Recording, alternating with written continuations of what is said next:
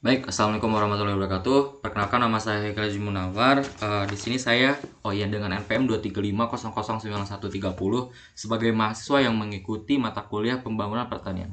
Oke, pada kesempatan ini, izinkan saya untuk menggambarkan ataupun visualisasikan bagaimana permasalahan dan juga solusi ataupun sistem ataupun strategi yang diterapkan dalam pengembangan agribisnis pada komoditas vanili.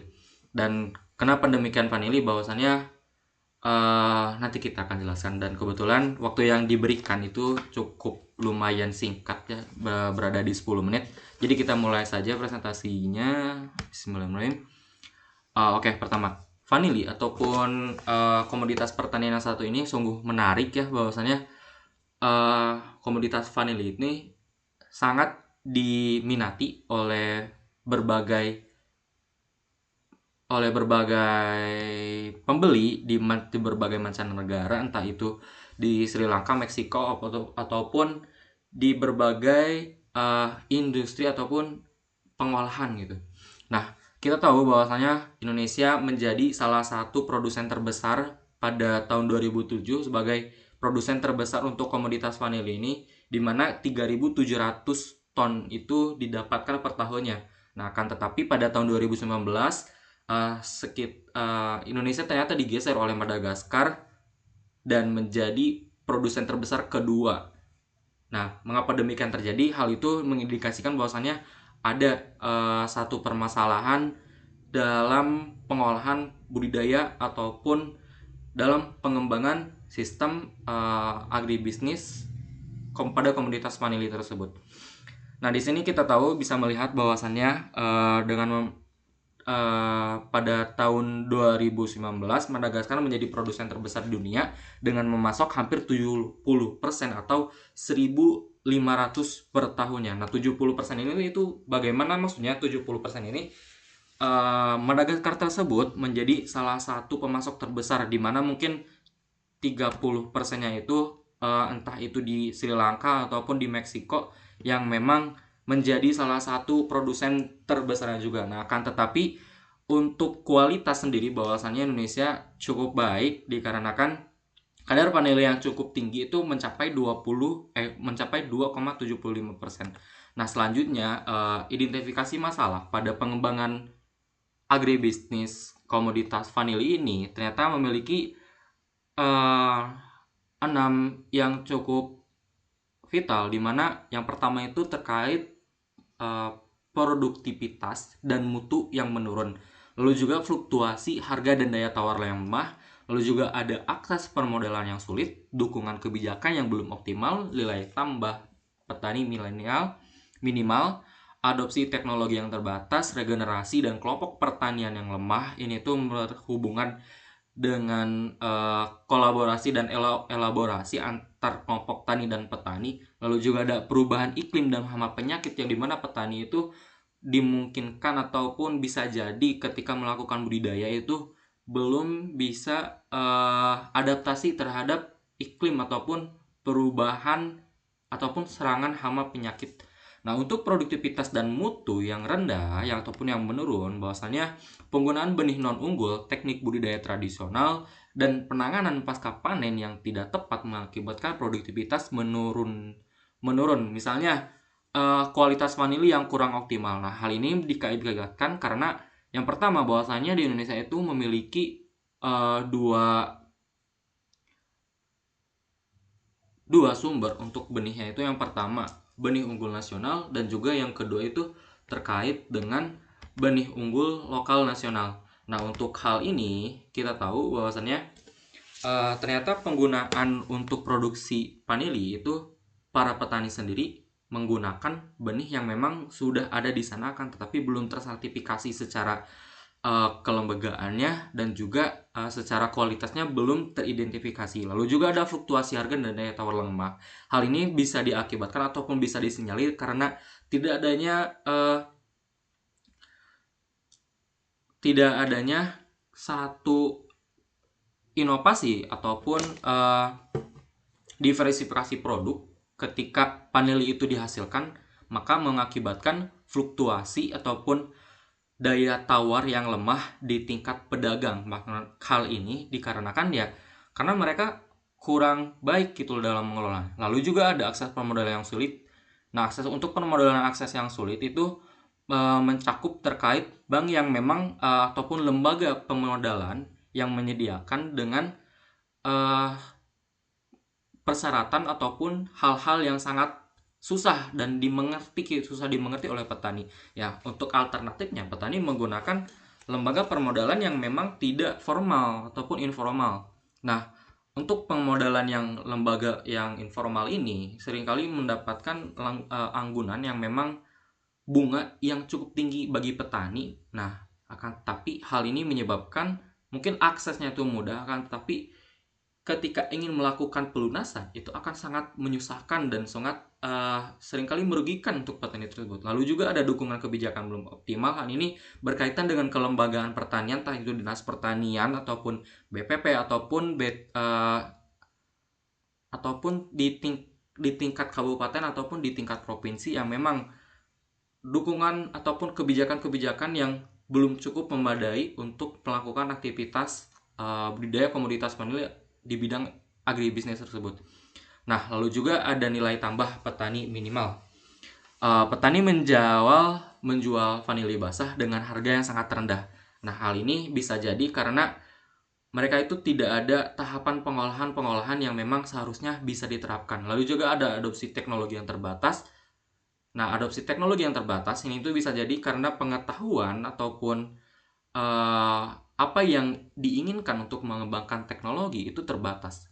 Ataupun petani itu cenderung tidak terlalu mengetahui perkembangan teknologi di masa sekarang. Lalu juga ada regenerasi dan kelompok petani yang lemah, di mana kita tahu bahwasannya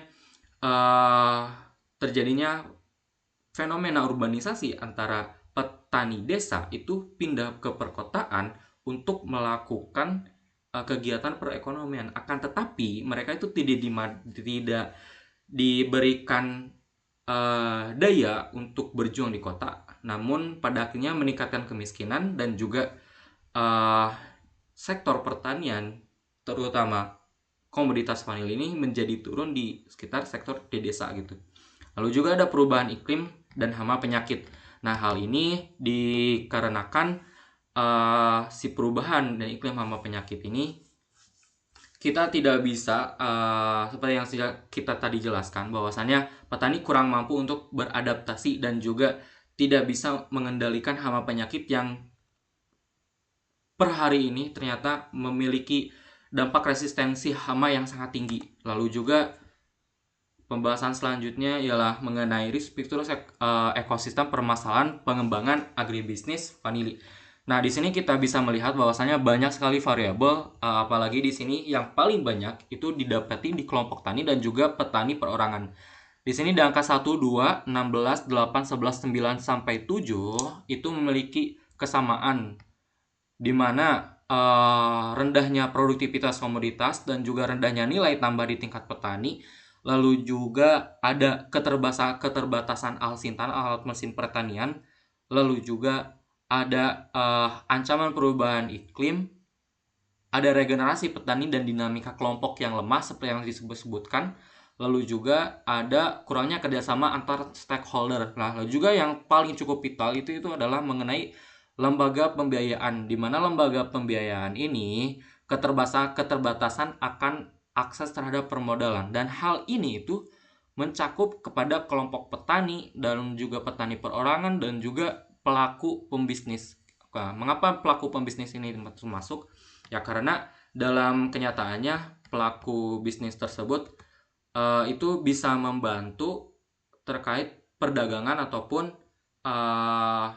output yang dihasilkan untuk komoditas vanili. Akan tetapi mungkin karena permodalan yang cukup kulit dikarenakan adanya kontrak kerjasama yang sangat sulit diakses, maka permodalan tersebut cukup riskan untuk dilakukan, akan tetapi sangat baik itu jika didapatkan. Nah, untuk aktivitas selanjutnya ialah industri pengolahan dan juga ada aktivitas ekspor, di mana di sini tuh mendapati angka 21 dan juga 8 bagi pelaku pertanian. Nah, belum optimalnya terhadap manajemen pasca panen. Nah, di mana di sini tuh didapatkan bahwasannya mohon maaf, ada kontrak kerjasama yang sulit antara pelaku dan juga industri pengolahan. Nah, juga untuk belum optimalnya terhadap manajemen pasca panen itu berlaku juga untuk kelompok tani dan juga petani perorangan. Mengapa demikian? Ya karena sudah dikatakan di awal bahwasannya petani itu kurang cenderung baik dalam mengolah, sehingga kebutuhan akar pasar global itu tidak tercukupi, entah itu dari segi barang ataupun kuantitas ataupun dari segi kualitasnya.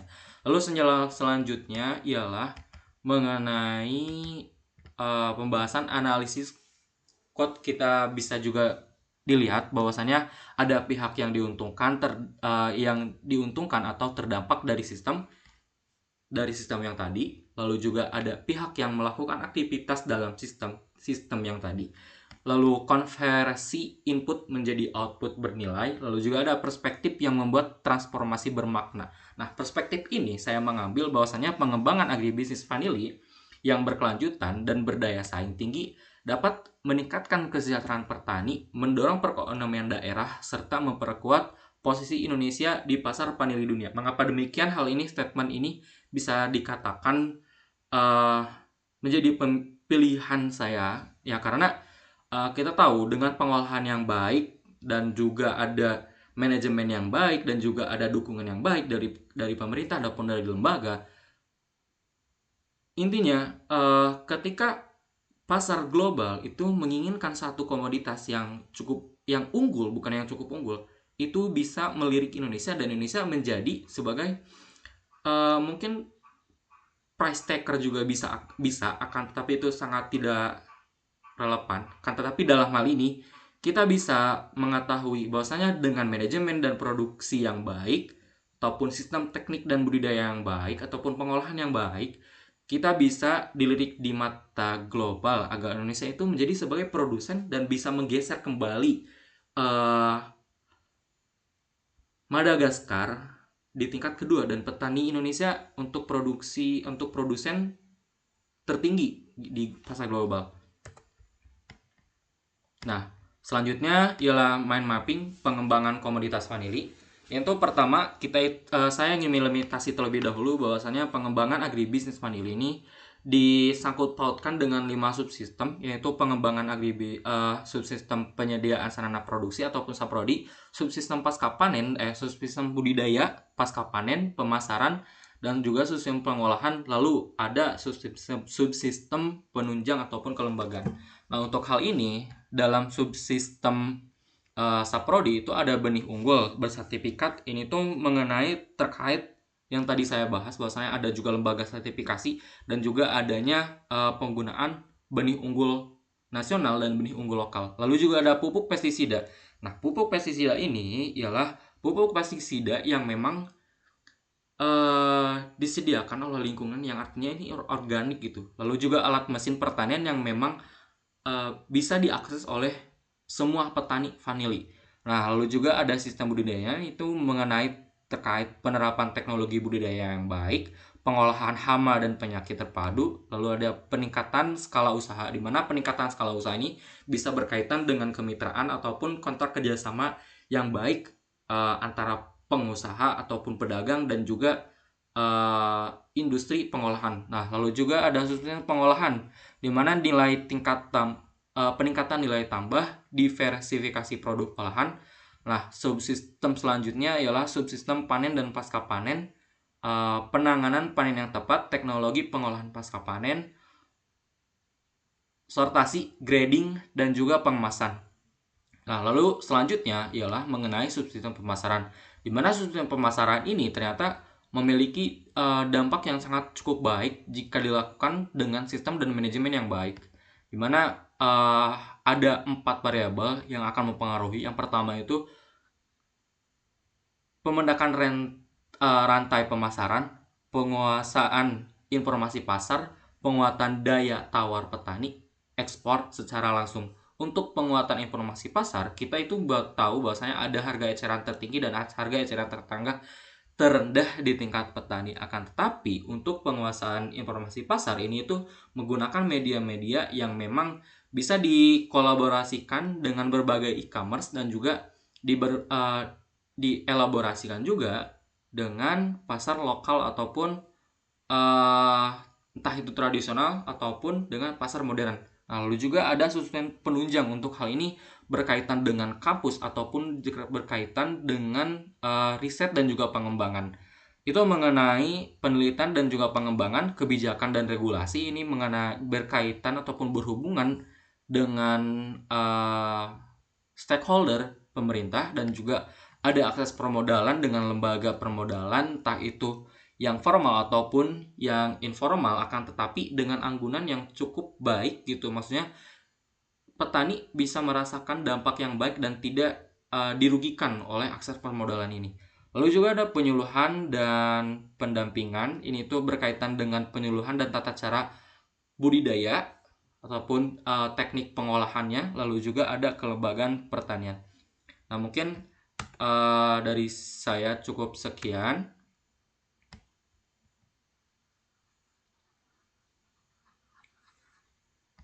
Oke, jadi pada kesimpulannya,